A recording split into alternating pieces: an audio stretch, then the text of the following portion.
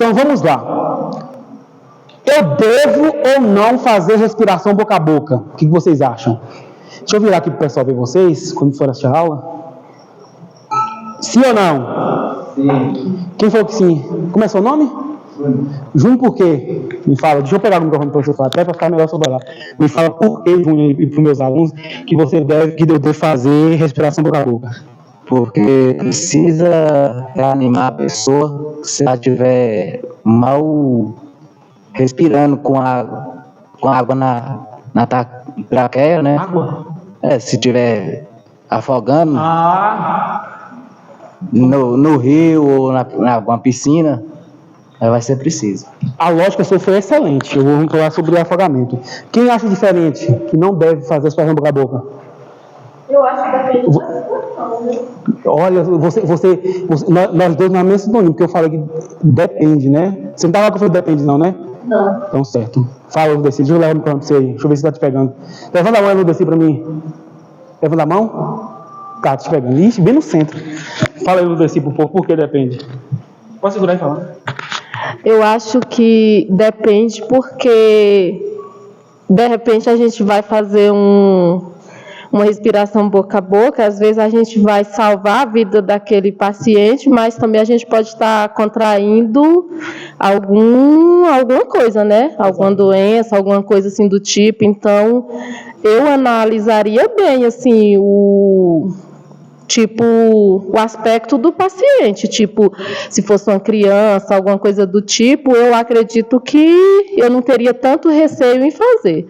Agora, se fosse um adulto, eu ia analisar, as condições de saúde daquele paciente. Às vezes tem um paciente, por exemplo, um morador de rua, que às vezes só de você olhar para a pele, assim, para o jeito, você já vê que pode ter algo assim, entendeu? Uma TB, alguma coisa do tipo, que não tem. A gente tem esse sigla, né? TB é tuberculose. Isso. Então eu acho que depende do aspecto da saúde que aparentemente aquele paciente está me passando. Muito bem. Você, Michel, falou que você falou, eu não entendi. Você levantou a mão, diga aí. Não faria, não. Por quê? Porque devido, como a gente fala, né? Contrai, tem um Covid e tudo. Aí o que acontece? Tem também, quando você faz, às vezes você está numa área de risco. Eles utilizam o quê? Um saco plástico, né? Sempre, né? Quando for para fazer. Mas só que se fosse no meu caso, eu não faria. Só contrair só com as compressões. Antigamente era protocolo que deveria fazer, sim, respiração boca a boca. Só que depois começou a surgir a associação, sei das quantas, falou que não faça. Aí eu vou concordar com todos vocês. Tanto a questão, eu vou falar sobre a questão do afogamento, né, mas nós estamos no caso de ser a pessoa no seco, a pessoa não tem, a gente tem algumas coisas a analisar. Olha só. A Associação Americana do Coração fez um estudo e identificou a seguinte questão: quando uma pessoa que não é socorrista, um leigo, que aprendeu a fazer as manobras, ele fazia apenas compressão torácica, a taxa de sobrevida era maior do que aquela pessoa que parou de fazer a massagem, fez a ventilação com a boca e voltou a fazer a massagem. Então, a pessoa sobrevivia mais somente com a massagem cardíaca. A primeira coisa que não é recomendado, o Globeci foi no ponto certo. Chance altíssima de contaminação. Tem muito risco da gente se contaminar, inclusive até com o HIV. Se a pessoa é soro positivo, tem um sangramento e é contato com a pele não íntegra minha, eu vou ter a possibilidade de contrair e hepatites e outras coisas. Então, não é recomendado por causa disso. Segundo, as pessoas que não eram treinadas, elas não desfaziam eficazmente. Então, ficava aquela coisa assim, tinha um grande risco de uma contaminação e não resolvia nada. Então, foram criados alguns elementos para ajudar nisso daí. Então, nós temos aqui, deixa eu ver se tem um aberto, não tem. Nós temos aqui um instrumento de barreira que ele é bem simples, né? Ele não tem, assim, grandes tecnologias. Então, o que é? Eu vou colocar aqui só isso aqui dentro da boca da pessoa, então ele é descartável. Introduzindo na boca da pessoa, vou fazer as compressões, nós vamos falar sobre isso, sobre a quantidade que eu faço, e vou soprar. dentro da pessoa. Então, ele tem aqui um diafragma que impede, aqui dentro dele tem um diafragma que impede de voltar a secreção. Então, se essa pessoa saliva, o ar da pessoa, ele não volta para mim, evitando a contaminação. Aí nós temos aqui a pocket mask, né, máscara de bolso. Eu ganhei, mas não está aqui dentro não. Tá, que tá leve. Eu ganhei isso aqui no curso de uma Bahia, do Marcos, lá de Brutinópolis. É Marcos o nome dele, né? Como que é? Marcos. Ele me deu essa pocket mask. Isso aqui é o princípio é o mesmo, mas ele é bem mais moderno que aquele ali. Então ele vai ter uma máscara no estilo aqui do Ambu, que quem não sabe ainda vai tá tendo o primeiro contato com ele hoje. E aí eu vou colocar essa máscara na pessoa, vedar bem e vou fazer a ventilação. Então eu vou fazer as compressões e vou ventilar. Essa aqui ainda é mais segura, né? Essa aqui ainda é mais segura porque ela tem um dispositivo a mais. Além de ter aqui a máscara, né, que vou vedar, eu tenho outro dispositivo que é uma válvula unilateral. Então só entra ar. Se essa pessoa regurgitar, se essa pessoa ter secreção, nada disso vai me atacar, ok? Professor, quando é que você recomenda, inevitavelmente, fazer respiração boca a boca? Caso de afogamento, porque quando o caso é cardiogênico, é um infarto agudo do miocárdio, é uma parada cardio, é um problema do coração, eu tenho que priorizar a massagem cardíaca. Mas quando é um problema do trato respiratório, eu tenho que priorizar a ventilação, a respiração. Então, em caso de afogamento, né, quando eu pego uma vítima de afogamento, eu já vou iniciar, fazer essa ventilação para que haja troca gasosa e o oxigênio volte a estar circulando naquele corpo, e também para tentar desencharcar esse pulmão, que foi o que você está falando, Júnior, desencharcar esse pulmão para que ele saia os líquidos que estão ali dentro. Então, em caso de afogamento. Segundo caso, quando inala fumaça, a pessoa foi pega dentro do incêndio, né, ou uma queimada lá que antigamente fala coivara, lá na roça, né, tá cheio, tem sinais de que queimou as vias aéreas. Eu nesse momento também vou tentar fazer essa respiração por conta disso. Em outros casos, parada cardiorrespiratória, eu particularmente desrecomendo totalmente, ok? Eu não recomendo que se faça. E se tiver um dispositivo desse, muito bom, você vai estar protegido. O ideal, gente, eu vejo lá, por exemplo, o pessoal do IBRAP, do Instituto Brasileiro de APH, eles andam com isso aqui no cinto, né? A ideia é que você ande com isso aqui no seu carro, na sua bolsa. A pessoa teve uma parada no avião, no ônibus, na sua casa, você pode então iniciar o protocolo sem esse risco de contaminação. Mas se você vê que você não tem habilidade para tal, é melhor você não fazer esse protocolo do que você fazer mal feito. Então, foca a priori nas massagens, nas compressões cardíacas, para então você ter maior chance de sobrevida e não trazer ali para essa pessoa uma interrupção desnecessária. Você para de fazer a compressão e aí vai fazer a ventilação, não é eficiente, não resolveu nada, e essa pessoa ficou um período desnecessário parado, ok? Certo, pessoal? Faz favor aqui, Iris. Mas nós estamos treinando socorristas, né? Iris. Faz favor aqui, então, Lena. Ah, não, tá vindo lá. Tá vindo. Mas nós estamos treinando socorristas. E, em tese, todas as viaturas, hospitais estão equipados com dispositivos de ventilação manual, né? Mecânica seria respiradores, manual, que a gente faz com a mão. Então, o que a gente vai fazer?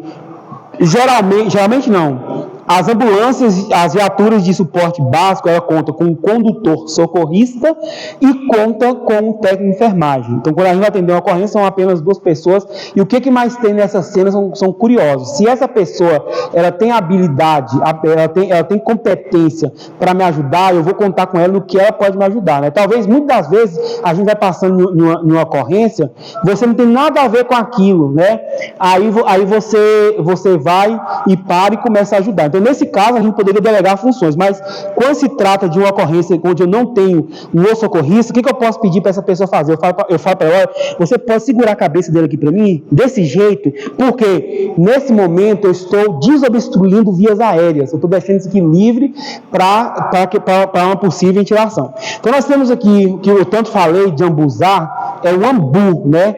Ressuscitador manual, mas é igual as marcas, né? Bombril, Chiclete, Xerox, que não são, Jet Ski, que não é o nome do objeto, é o nome de uma marca que ficou famosa, Gelco, e aí acaba a gente chamando por todos, mas o nome, o certo é bolsa, válvula, máscara, né? Bolsa, válvula, máscara, ou ressuscitador manual. Mas você fala assim, na hora da parada, tá, eu desci lá no hospital, doutor Aires, faz adrenalina, faz isso aqui, imagina ele falando, não descer, enfermeira, pega uma bolsa, válvula, máscara, pega essa, não, pega uma AMBU, né, é bem mais fácil. Então, o que é a lógica disso aqui? Então, eu vou fazer o quê?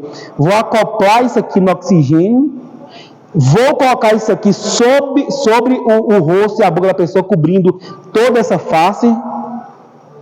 Então, eu tenho que cobrir nariz e boca, vedar. Então, a ideia é a seguinte, fazer um C com a mão, vedando bastante, e com esse E, eu elevo o queixo da pessoa, a mandíbula, porque eu tenho que ter patência, eu tenho que ter, essas vias aéreas precisam estar livres para receber esse ar, exceto em casos de lactência, que eu vou falar para vocês agora sobre essa particularidade. Então, eu já vou contar com a professora Iris, mas veja bem, então eu vou fazer um C com a mão, vedando aqui toda essa parte. É necessário vedar, gente.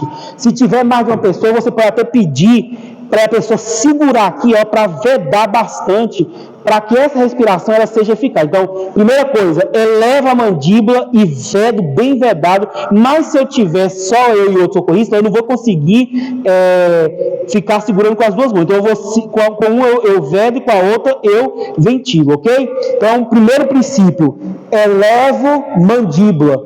Professor, qual é a exceção? É quando tem risco de lesão cervical. Aí eu vou tracionar a mandíbula, isso eu ensino para vocês daqui a pouco, para que não levante. Mas se for só uma parada, caiu ali, não tem lesão, eu vou levar, vedar e vou ventilar. Detalhe, nós temos dois grandes problemas com a ventilação manual. Uma chamada barotrauma e outra chamada volutrauma. O que é o barotrauma? Barotrauma é quando eu coloco uma pressão tão forte que causa lesão no pulmão desse paciente. Eu faço assim, muito forte, para lacerar, rasgar o pulmão mesmo. Se for criança, tem risco de rasgar o pulmão dessa pessoa. Então é barotrauma. E tem o volutrauma, que é o volume maior do que aquele pulmão pode receber. Eu posso usar esse ressuscitador no neonato ou numa criança? Depende. Primeiro, tem que ter uma máscara pediátrica ou neonato. Eu não posso ir tudo. Eu posso ir algo disso daqui, ó. Eu não posso encher o pulmão da criança, do neonato, com isso aqui tudo, que eu vou causar um volutrauma. E se eu for muito forte, um barotrauma. Como que é que eu ventilo? A pessoa que estiver fazendo as compressões, ela precisa contar. Teve uma situação que nós tivemos uma parada aqui no hospital de Alvorada, estava eu, estava a Lena, estava o Val, eu não sei se Mara estava Iris, e aí que chegou um estado, o doutor Val conduzia, que a gente não conseguia contar mais. Então o que a gente começou a fazer? Eu estava fazendo as massagens, Marlene contava. Quando ela ia fazer, eu contava. E nessa última parada que nós tivemos no sítio, nós fizemos isso. Muito cansado, eu contava e ela comprimia. Eu comprimia e ela contava. Mas precisa contar, porque na 30ª compressão, quem estiver ambuzando vai ter que saber a hora certa. Então a pessoa conta 29, 30, eu faço 1, 2. Não precisa fazer isso. Não posso. Eu não posso causar uma lesão ao paciente. Eu tenho que fazer 1, 2. Pode ser que eu esteja assim, então, vedando lá. 1, 2. Alguns instrutores falam para falar 1001, 1002, certo? 30 compressões por 2 ventilações em caso PCR. Não falo em caso de afogamento de criança, mas calma lá. Por que eu preciso estar bem vedado? Porque há uma pressão positiva, negativa muito forte dentro dessa pessoa. Nós temos aqui um músculo acessório chamado diafragma, certo? No momento em que eu vou respirar, ele contrai e esse espaço aqui, o pericárdio ao redor do pulmão, ele vai estar menos resistente. Então, o ar entra sem problema. Mas no momento em que eu estou numa parada respiratória, esse diafragma vai ficar lá no canto dele, não vai fazer nada e tem uma pressão muito forte. Então, eu tenho que vencer essa pressão fazendo a vedação correta e fazendo o ar entrar nesse pulmão, mesmo com a pressão negativa horrível, positiva horrível, negativa mesmo, horrível, tem que colocar força positiva para o pulmão insuflar e eu ter sucesso nessa ventilação. Então tem que estar bem vedado. E o pessoal é muito resistente mesmo, viu? Na hora que você vai fazendo, faz do lado e o ar saindo, aquela confusão toda. Por isso que nós usamos um dispositivo chamado orofaringe, ou cânula. Será que tem algo por aqui, Iris? Cânula de Guedel. O que é isso? Ele é um dispositivo extraglótteo para ajudar na abertura de vias aéreas e também quando a base da língua cai, está impedindo o ar de entrar, então a gente introduz isso aqui na boca do paciente. Lava lá para mim pelo menos, para eu não morrer de... Aqui tá aqui? Não está sujo não, está com álcool, mas porque está lá em cima. Isso aqui já foi do Covid, né? Para estar cheio de Covid nesses treinos, que eu não duvido nada, é brincadeira, gente. Não tem. Aliás, não sei, né? Que o jogo que eu atenta. Então a gente coloca alguns dispositivos para facilitar, para que tenha patência nessas vias, para que as vias estejam liberadas e o ar entra. Então, uma delas é a orofaringe, é o cânula de Guedel. Existem outras orofaringes, né? Mas a gente vai falar especificamente dessa. Obrigado, Márcio. Olha só, se for adulto, como que eu meço? Eu vou pegar aqui da fenda labial até o lobo da orelha. O tamanho ideal é esse, tá bom? Então, eu vou medir aqui. Nesse caso aqui não vai chegar nem no meu dente, né? Que eu sou bochechudo. Então, nessa aqui, ó, essa primeira superfície tem que estar aqui, a outra aqui. É o tamanho ideal. Se for adulto, detalhe, eu só posso introduzir a cânula orofaríngea se essa pessoa estiver totalmente inconsciente. Se você coloca a cânula e a pessoa tem reação de vômito, de resistência, você para, a pessoa tem que estar totalmente inconsciente. Então, o que eu faço? Com ela para cima, introduzo até chegar no palato. Entendeu? Eu venho... Entendeu? Então eu enfio, chegou no palato, no céu da boca, eu senti lá, eu viro e introduzo o final. Para RNs e para lactente nós não fazemos isso, porque o palato ainda não está totalmente formado. No momento que eu introduzo uma cânula, pode perfurar o palato, entendeu? Então para criança não, para RN e para lactente eu vou enfio direto. Eu já tive uma reação, né, de vômito, que é natural. Então, adulto, medir. Criança não, desculpa, gente. Lactentes e recém-nascida. Pronto, ele vai impedir que a base da língua caia e vai fazer com que esse ar entre com maior facilidade. Certo? Alguma dúvida sobre a orofaringe? Sobre a cânula de Guedel? Deixa eu levar aqui.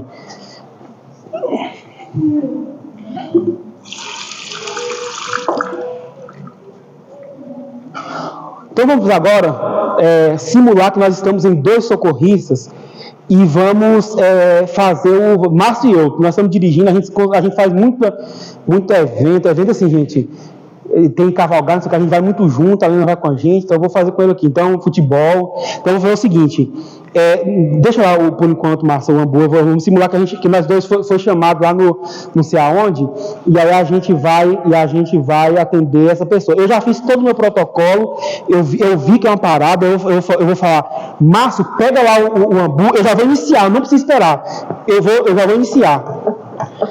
A partir do momento em que o socorrista se posiciona, você fica na cefálica, à vontade, isso assim, apoia os pés no chão, você não cair em cima do paciente. No momento em que ele se posicionou, você vai ter que sujar, que ele se posicionou na região cefálica, eu passo a contar, porque na 30ª compressão ele vai ventilar 2 vezes. Então vamos lá, levanta a cabeça, isso. Vamos lá. 1, 2, 3, 4, 5, 6, 7, 8, 9, 10, 11, 12, 13, 14, 15, 28, 29, 30. Isso, 2 vezes. Ventilou? 1, 2, 3, 4. Quando eu fizer 5 ciclos de 30, eu vou assumir o ambu e ele vai assumir as massagens cardíacas. Por isso que eu gosto, Lena viu isso, que ontem no dia da PCR lá eu falava, primeiro ciclo, segundo ciclo, terceiro ciclo. Por quê? No 5º ciclo, alguém já tem que estar preparado para assumir o meu lugar. Então, contei em torno de 2 minutos. Se tiver ideia instalado, a gente não se preocupa tanto com o ciclo. Porque no momento em que o DEA começar a ler de novo um ritmo aqui, já indica que foi 2 minutos, ok? Então, vamos lá. 1, 2, 3, 4, 5, 6, 7, 8, 9, 21, 22, 24, 28, 29, 30. Pô, 2, 5, 5, você corre para lá, Márcio roda para lá. Márcio não espera, aqui mesmo, você passou de para o paciente. Márcio não espera eu instalar nada aqui não, ele continua lá, ele vai fazendo o papel dele enquanto eu estou aqui fazendo o meu. Deus. 10, 11, 20, 25, 6, 29, 30. E assim sucessivamente. Alguma dúvida sobre isso aqui? Alguma dúvida, gente? Vocês vão fazer para ficar tranquilo, viu? Vocês têm muita coisa, até meia-noite nós temos muita coisa a fazer hoje. A pergunta que eu faço é a seguinte: quando eu devo parar de fazer a massagem cardíaca? É a dúvida que muitos têm. Quando? Bora, gente. Quando eu devo parar a massagem cardíaca? Hã? Quando morrer? Como é seu nome? Luciene? Luciene, você falou o quê? Muito bem. Anota aí que ela vai ter desconto de 10% no próximo curso.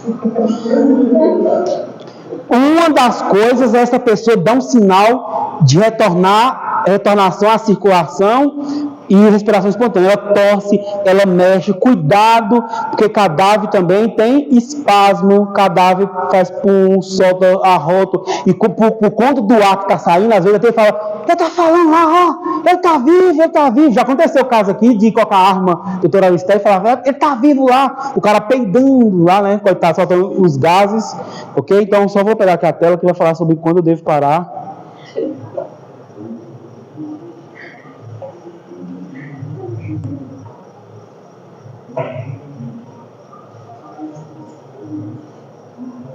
Quando eu paro?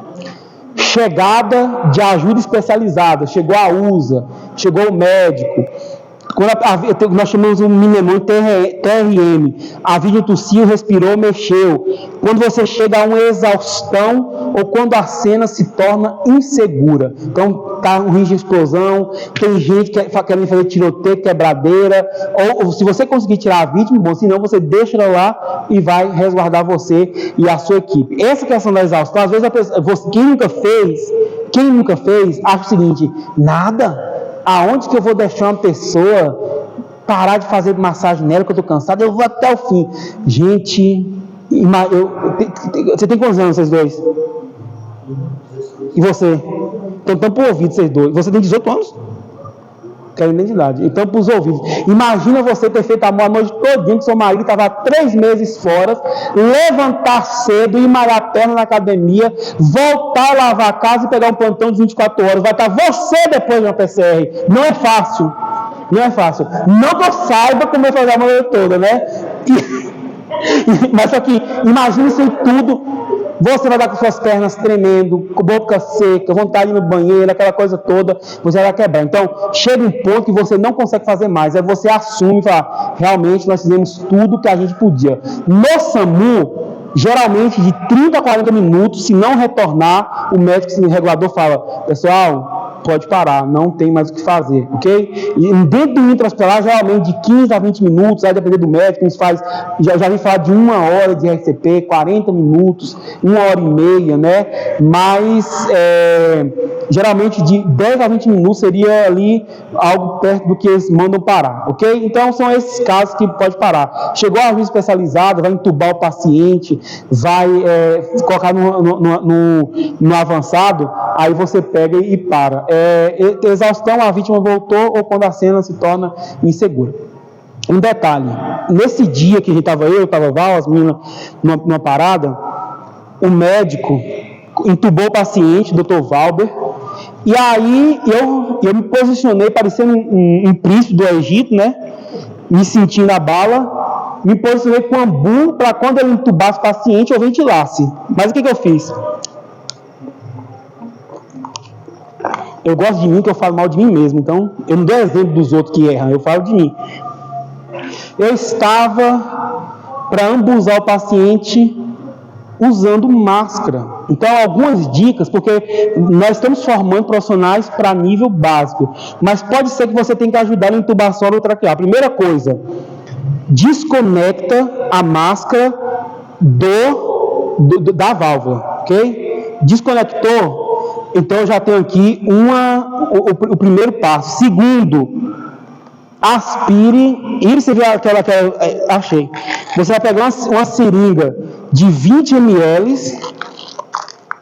de 20 mililitros, e vai enchê-la de ar. Então, enchi de ar, pronto. Vai entubar, tirei a máscara, aspirei 20 ml de ar, é ar mesmo, tá, pessoal? Não é água destilada, nem nada disso, não. A gente trouxe uns tubos aqui, deixa eu pegar um infantil, 4,5. Então, o doutor vai fazer uso disso aqui para colocar entubar o paciente. Quem nunca viu, é isso aqui, mas isso aqui é para criança, né? É bem pequenininho, o do adulto eu não quis abrir, não. Aí nós temos aqui esse balonete, né? Esse cuff aqui, para isso que eu vou aspirar 20 ml de ar. Porque no momento em que eu entubar, que eu ambusar e tiver expansão torácica, se tiver certeza, ele vai mesmo pegar a seringa da sua mão e vai inflar esse cuff aqui, esse balonete, ou ele vai pedir para você fazer. Imagina que a pessoa está ali, ó, parada, e geralmente, no momento que vai entubar, cede a pessoa, da midazolam, tem essas drogas de sedação, né? A pessoa é induzida a essa condição ali de parado. A gente tem que iniciar as manobras logo. Então, aí quando o médico fala assim, me dá o ar, aí você fica pensando, cadê o ar, cadê o ar, cadê o ar, cadê a seringa? E nessa hora para que tudo some da sua frente, né? Então você já esteja pronto com a seringa e um ambu sem a máscara. Não faça como o Wellington, tá? Isso aqui é universal, ele se encaixa, pode ser um ambu de qualquer marca, pode ser um rastreador de qualquer marca, e pode ser o tubo de qualquer marca. Isso aqui é tamanho universal, vai se encaixar. Então o médico vai, o que o médico vai fazer? Me auxilia aqui, Márcio. Gente, esse manequim, ele tem segura aqui, ele tem um pulmão para instalar, só que o manual em inglês eu nunca consegui traduzir, porque tem que copiar, eu nunca tive tempo para colocar o pulmão, mas no meu próximo eu quero estar com esse pulmão, porque por conta que é bom, né, na hora que a gente ventilar e subir o toque. Então, o médico entubou, vou entubar o meu boneco aqui. Isso aqui é traumático, gente. Acho que esse aqui entubou. Pronto, entubei. O que eu vou fazer primeiro? Para o pessoal ver. Eu vou pedir para ele ambusar. Para quê?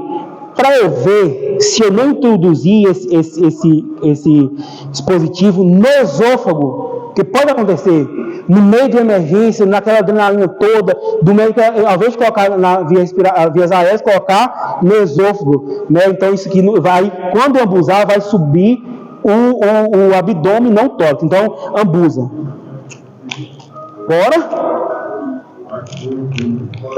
Isso, agora ambusa 2 vezes. Mais devagar. Não, você vai dar o paciente. Faz, ó.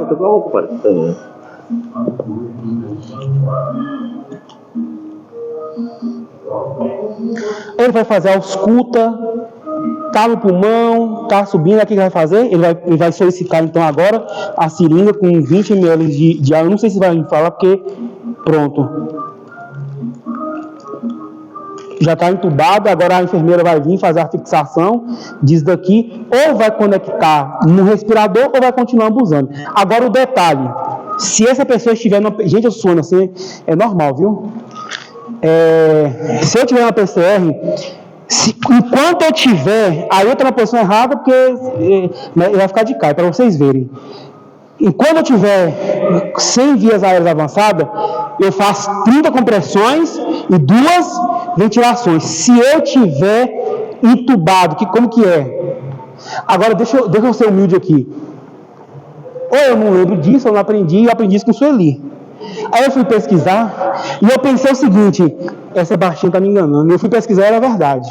Aí quando eu fui fazer o curso mais recente de atualização de ACLS, eu estava ensinando isso mesmo. Como que é, gente? 30 compressões, 2 ventilações. Mas se estiver entubado? Pode falar.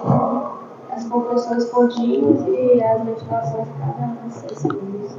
Muito bem. Eu não preciso contar o tempo todo fazendo massagem e a cada 6 segundos uma ventilação. Então, tá, buf, aí 1, 2, 3, 4, 5, 6.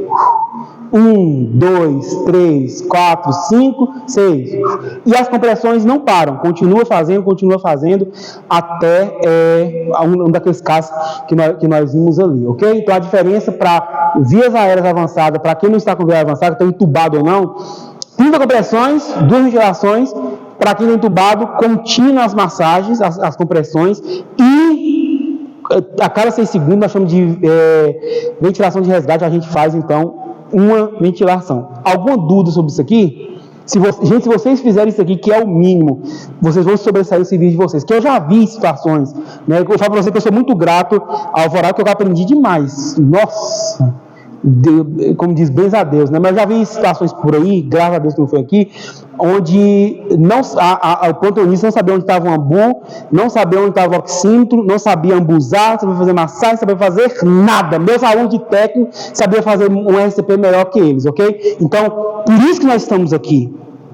Por isso que eu saí de plantão de quase 48 horas e vim para cá, porque fiz questão de fazer logo em janeiro, porque no dia que eu estarei com vocês, que eu estava em outro lugar, é simplesmente para que vocês sejam os melhores.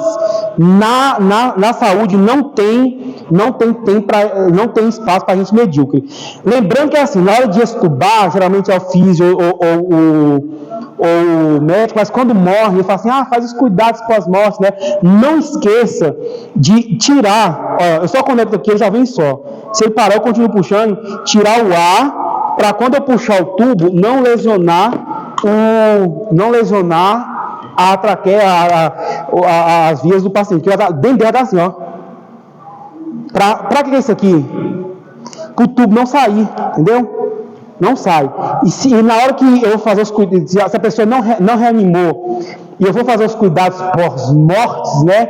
E eu pego e não tenho cuidado, eu vou puxar, embora a pessoa já esteja morta, mas não precisa ficar causando lesão a pobre do corpo. Né? Então, quando eu coloco aqui, ó, não é aqui.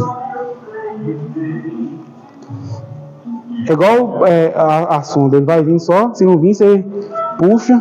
Aí você pode, nesse momento, tirar o tubo. Certo? Sobre esse procedimento até agora, alguma dúvida? Não?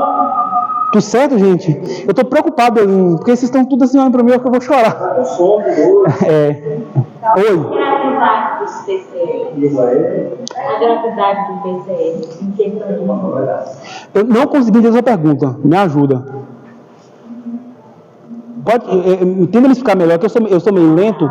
Qual a gravidade dos PCR em minutos? Porque eu tive um por 5 minutos. Uma parada? E voltou sem lesão? Sem nada. Graças a Deus. Eu tive um PCR por 5 minutos, fui entubada, fiquei em estado gravíssimo, tive uma AVC isquêmico onde o lado direito todo paralisou, todinho.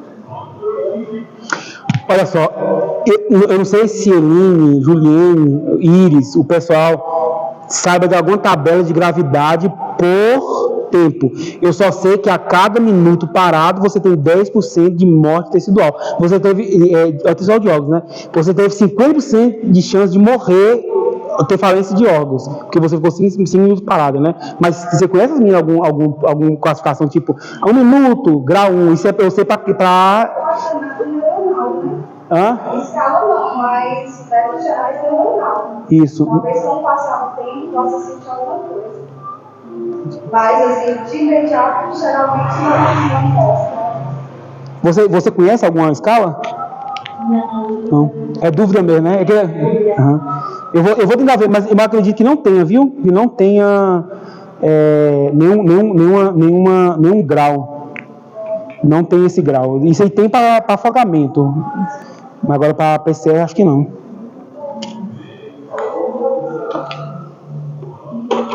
Pessoal, nós temos aqui um DEA. Esse DEA aqui é do hospital que a gente trabalha, só que eu sempre gosto de falar isso, Márcio. O secretário emprestou para a gente que um de treinamento está em torno de R$1.400, R$2.000, reais, um training, né? Um treinamento. E um desse algo em torno de R$8, R$10.000. Nós temos outros 2 DEAs montados, instalados lá. Esse aqui está com pavé e o secretário nos emprestou para a gente estar nesse treinamento, e esse é o último, e depois desse último eu devolver para o hospital. É um de verdade. O que é o DEA? Desfibrilador externo automático. Existe no Brasil uma legislação que fala o seguinte: todo órgão que tiver aglomerado de pessoas, todo estabelecimento, a palavra é essa, ela deve ter um DEA disponível. A pergunta que o aluno me fez lá em Aparecida de Goiânia, eu estava dando aula semana passada: professor, só médico pode operar DEA? DEA não. Qualquer criança pode operar o DEA se ela tiver segurança para fazer isso. Agora, o cardioreversor, né, o desfibrilador externo, aí sim que tem a restrição para a medicina. O que é isso aqui? Ele é um aparelho fantástico, que o cara que criou isso aqui, eu não vou dizer que vai para o céu, porque a salvação não é por obras, mas galardão ele vai ter.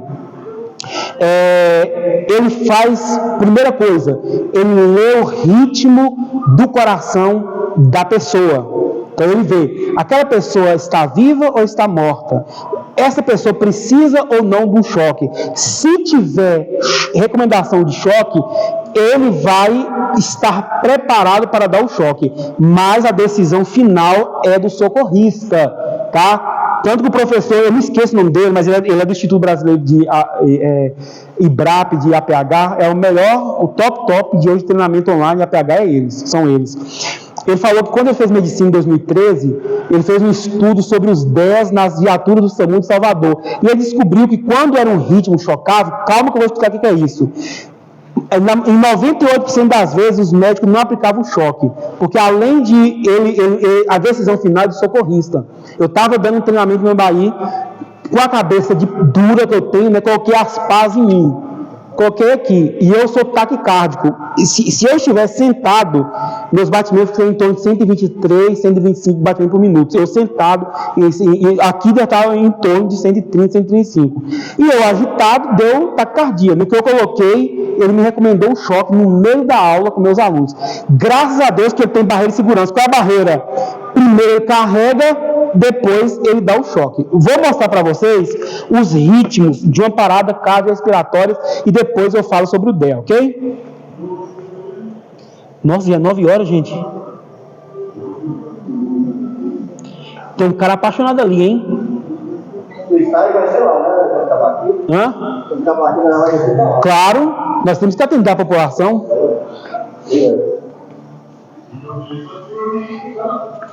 Tem que tirar uma foto, as coisas só são únicas. Tem que fazer no computador, você não consegue. Entendi. Tem que tirar a foto, mas eu esqueci de tirar a visualização única. Meu Deus. Mas você vai abrir, né? Aham. O computador, o nosso pacote, né? Eu acho que sim. Tá tudo do seu lado. Ah, bom demais. Pessoal, nós temos na PCR parada cardiorrespiratória, nós temos 4 ritmos. Já que estava aqui, nós vamos começar por ele. Vocês já viram em filme, novela, Grey's Anatomy, Residence, vocês já viram lá que a gente está assistindo lá e aí o cara tá lá e aí fica outra e aí dá o choque, buf, já viram isso, né? Mas aquilo é mais falso que nota de R$3. Porque esse ritmo, nós chamamos ele de assistolia. Quando o coração não tem atividade elétrica alguma, ele não é chocável. Nesse caso, não dá choque. Se eu fosse um médico, oxalá eu fosse, e eu tivesse aqui uma situação dessa, eu sem ideia, tivesse com cardioversor mesmo, eu não chocaria esse paciente, porque esse ritmo não é chocável. Para que serve o choque? Vou mostrar para vocês aqui. Eu tenho aqui um multiparâmetro para treinamento. Deixa eu colocar aqui para vocês. Taquicardia ventricular. Pronto. Esse ritmo é chamado taquicardia ventricular. Qual a diferença desse aqui com o outro que eu vou falar? Porque ele é regular, embora ele o coração esteja louco, ele é regular, ele não tem diferença, né? Aí, então, nesse caso, o choque é recomendado. Imagina que nós temos aqui mais de 20 pessoas, né? E todo mundo começar a dançar, gritar, pular na cadeira, levantar a mão, querer fazer pergunta. E aí, eu viesse aqui e bater na mesa. Pá! Cala a boca, gente, pelo amor de Deus. Aí vocês parassem de conversar e a gente recomeçasse de forma organizada. É isso que o choque faz nessa situação. Então o coração está num ritmo que não é o normal, né? O que nós chamamos de sinusal. E está todo louco lá, acelerado. Para vocês terem ideia, veja bem, nós temos aqui 200 batimentos por minuto. A literatura diz que para uma pessoa, um adulto saudável, em repouso, algo em torno de 100 batimentos, né? Se tiver um pouco abaixo, um pouco acima, é considerado normal, mas algo ali, o referencial são 100 batimentos. Está 200 com a rotação.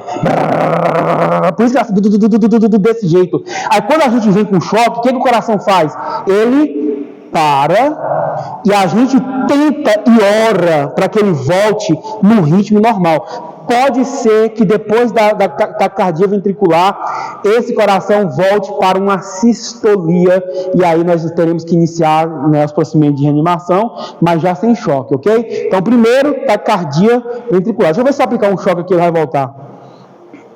Carreguei em 200 joules.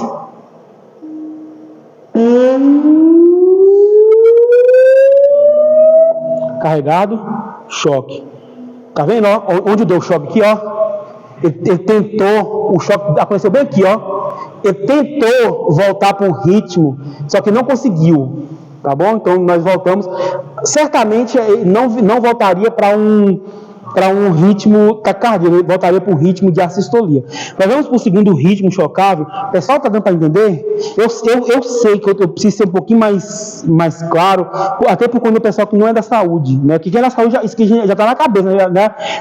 Quando você põe um eletro na pessoa, põe um multiparâmetro que aparece aqui, você fala, choque não acerta. Mas para quem não é da área da saúde, fica um pouquinho complicado, mas eu vou tentar ser um pouquinho mais didático.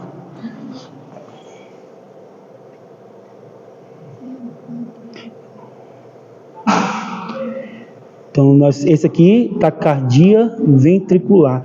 Aí nós temos o segundo ritmo chocável, que é fibrilação ventricular. Tá vendo que ele não é uniforme?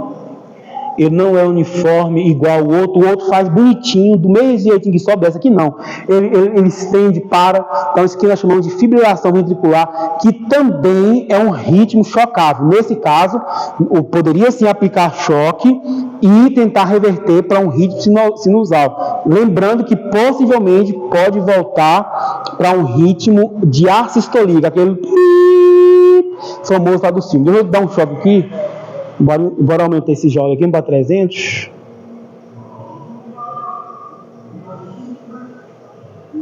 Vamos carregar.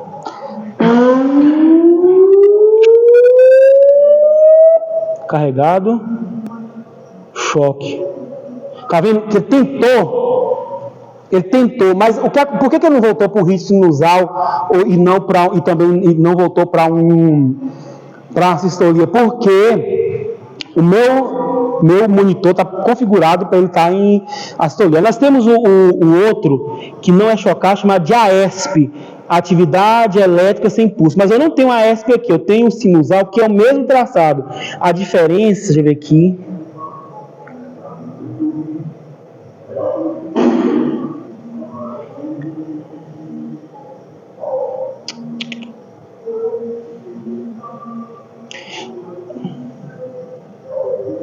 Esse ritmo não é. Como um velho boiadeiro. Engraçado que todo curso eu falo que eu canto essa música e nunca canto, né? Tá vendo? Olha só, o AESP é algo parecido com isso aqui, que é o sinusal. Ele vai ter as ondas certinhas. Professor, quando que acontece isso? Geralmente, quando a pessoa está num choque hipovolêmico, ela não tem pulso pela falta a falta de líquidos aqui no corpo, mas o coração ainda tem atividade elétrica. Nesse caso, não dá choque. Então, a sistolia e a atividade elétrica sem pulso não dá choque. Fibrilação e taquicardia dá choque. Deu para entender, pessoal? Mas só que vocês não precisam se preocupar, a menos que você for alguém da área da saúde ali, que tiver querendo prestar concurso, porque se você for usar o DEA mesmo faz a leitura e ele fala choque recomendado, choque não recomendado. Então eu vou falar para vocês alguns cuidados que vocês precisam ter com o DEA. Primeira coisa, tórax muito peludo. Por isso que dentro da malinha do DEA sempre vai um pessoa-barba, né? Para você fazer a tricotomia. Você depila o local, além de... Olha que legal, né? Tem uma parada e uma depilação gratuita.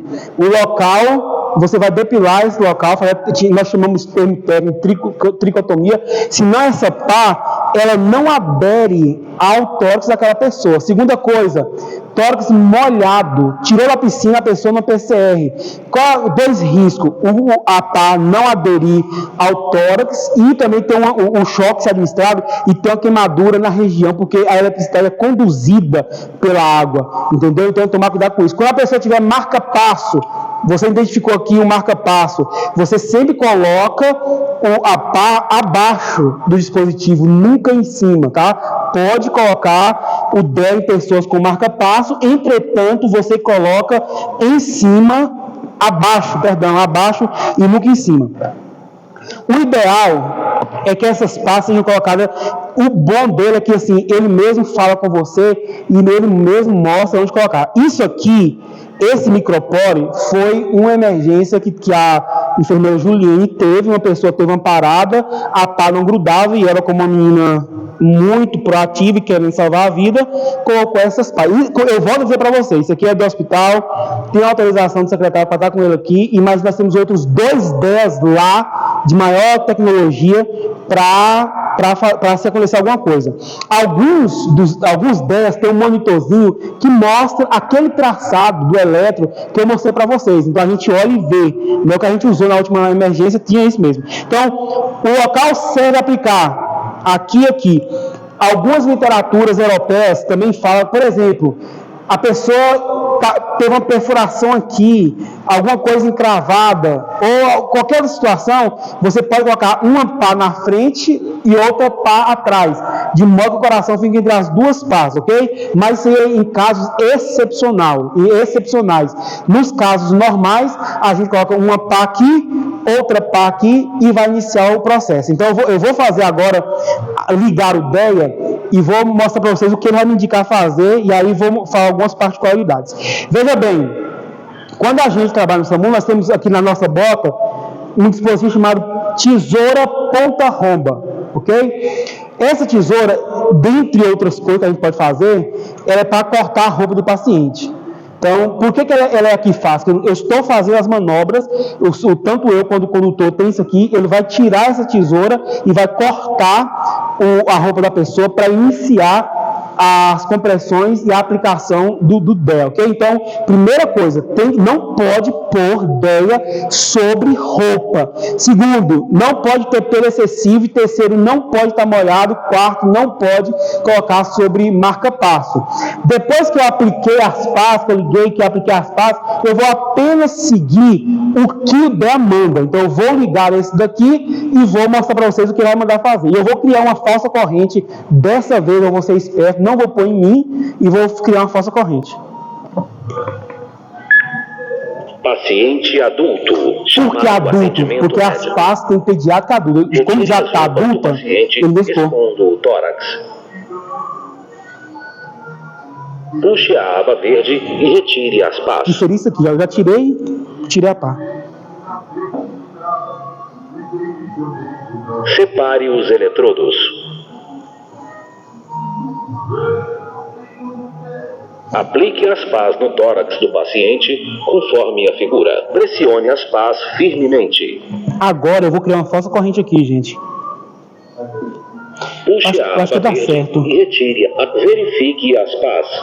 Pressione as pás firmemente. Verifique as pás. Pressione Deixa as eu pôr no pás chão, tá melhor, Márcio. firmemente. Aham. Sim, Verifique as pás. Pressione as pás firmemente. isso. Verifique as pás. Aguenta a mão, gente. Pressione as pás firmemente. Cala a boca e lê logo. Verifique as pás. Pressione as pás firmemente. Devia ter, né? Ela é chata. Verifique as Ó, pás. ele leu e eu tirei. Pressione as pás firmemente. Analisando o ritmo cardíaco. Presta atenção. Toque no paciente. Analisando. Não toque. Verifique as pás. Perdeu. Pressione as pás firmemente. Verifique as pás. Pressione as pás Eu tenho firmemente. que colocar um na outra para criar uma falsa corrente. Verifique as pás. Verifique as pás. Pressione as pás É que esse firmemente. aqui tá ruim, sabe? Verifique as pás. Pressione as pás firmemente. Se não calar a boca, é de quebrar. Verifique as pás. Pressione as pás firmemente. Verifique as pás. Pressione as pás firmemente. Imagina a pessoa parada e você com isso aqui. Verifique as pás. Pressione as pás firmemente. Verifique as pás. Pressione as pás firmemente. Quer tentar aqui? Verifique as pás. Ele começou a ler. Pressione as pás firmemente. Pessoal, enquanto o Márcio está fazendo ali, eu vou falar uma coisa para vocês. No momento em que eu começar a ler o ritmo, você não pode tocar no paciente. Porque tem risco de choque? Não. Se você estiver fazendo massagem do... Isso, mas quase conseguiu. Verifique as pás. Analisando Aí, o deu. ritmo cardíaco. Não Pode ficar tranquilo, não vai dar choque. Você está morto? analisando. Não toque no paciente. Esse aqui não... Analisando. Não toque no choque não recomendado. Inicie a RC. Continue, Márcio, não tira não. É seguro tocar. Ele vai te dar algumas orientações. Pressione as duas mãos sobrepostas no centro do tórax. Pressione o tórax Ele vai te dar o ritmo. com o metrônomo. Ele vai, ó, Tenha calma. tô calmo. Esse é o ritmo, ó. Pode tirar aí, Márcio, eu desligar aqui. Pode tirar, aham. Pode, solta aí. Memória cheia. Imagina que eu aperto o choque. É. Não é essa pá que tá ruim mesmo, você já acaba de me. Uma pá dessas é em torno de R$2.000, tá, Juliane? São caras essas pá, né? Pessoal, então olha só.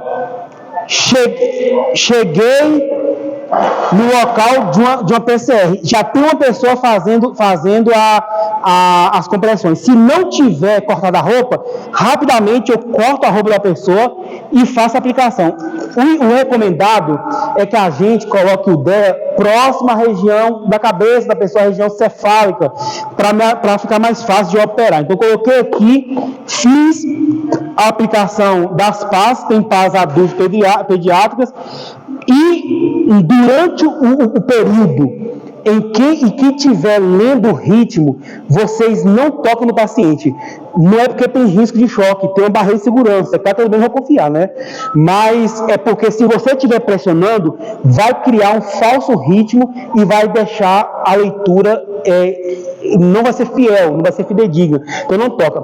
Só que o detalhe é o seguinte: quando eu falar assim, ó, choque ou tratamento recomendado, carregando, neste momento, enquanto carrega, você pode pegar no paciente e continuar fazendo as compressões para que o período que esse paciente ficou sem compressões não seja muito grande, porque já, vocês viram o tempo que demora? Lendo o ritmo. Aí esse tempo é muito grande, então para evitar, quando eu falo assim, ó, carregado, aí sim. Todo mundo afastado? Sim, você verifica. E acontece de uns cabeças de prego, que, geralmente quem aplica o choque, quem está na região cefálica, na cabeça.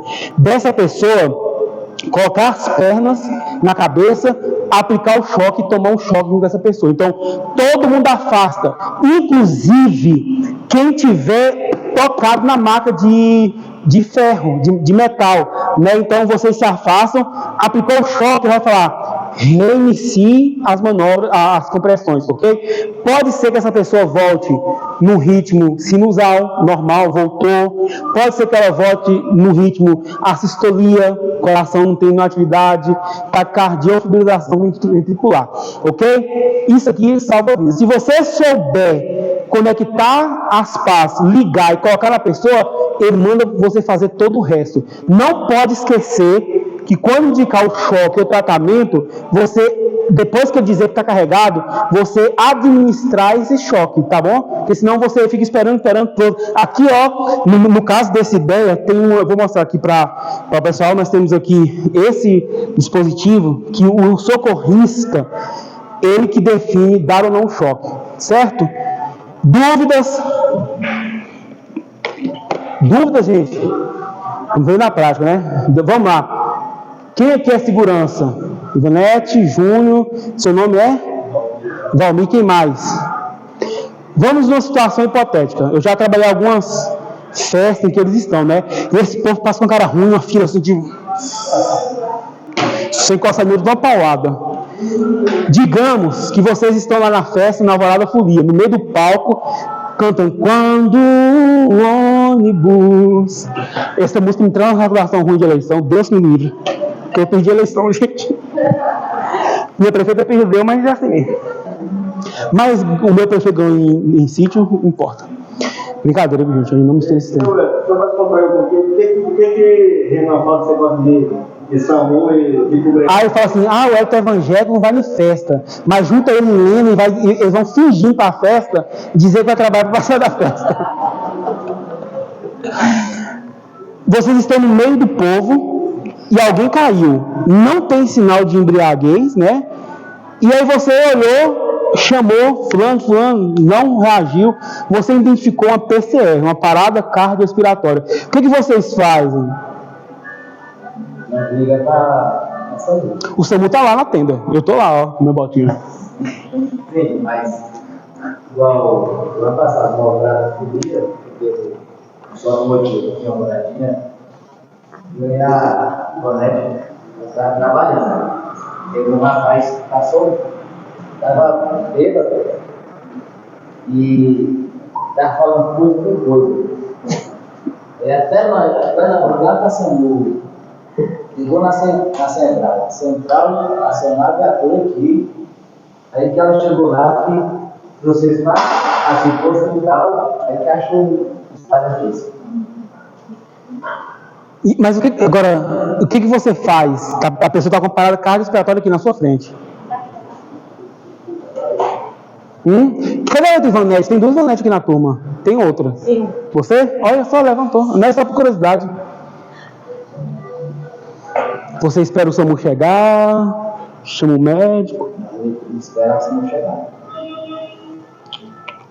Você tem 10 segundos para você agir e esse paciente, esse cliente, essa vítima, tem uma chance mais de sobreviver. Se você já identificou a PCR, você está habilitado para isso.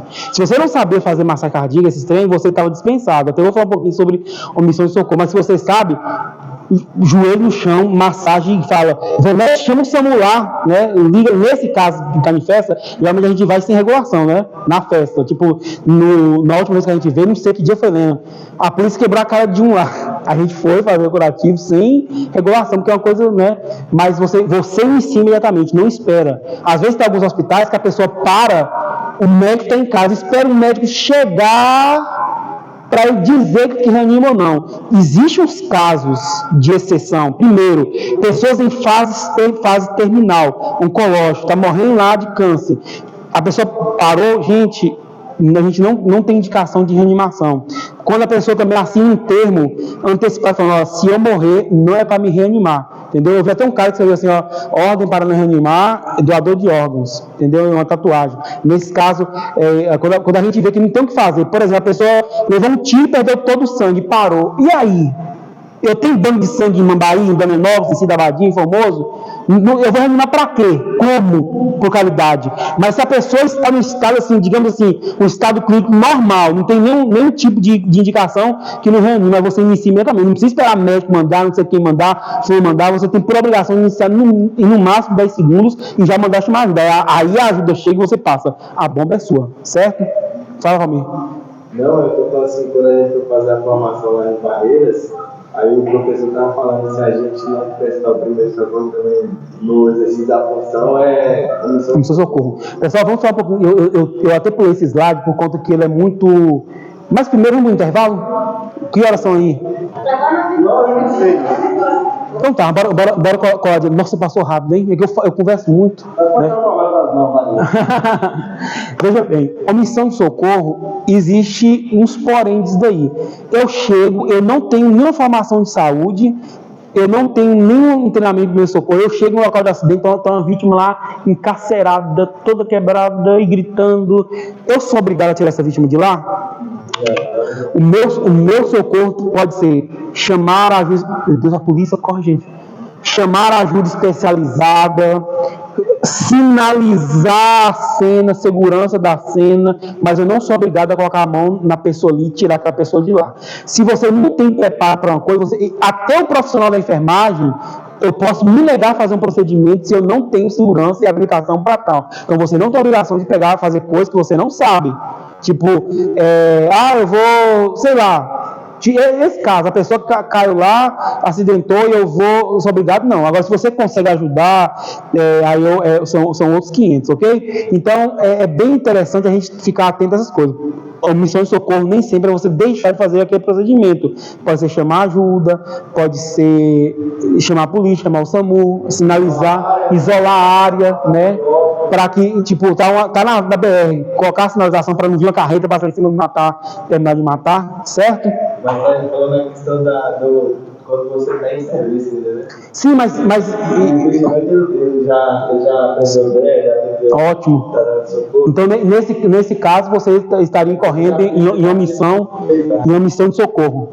Você estaria em omissão de socorro. Ok? Foi uma coisa importante. Então tá. Ótimo, não lembrei, eu que não era. Daqui a pouquinho eu vou lembrar disso aí. Deixa eu só parar cá.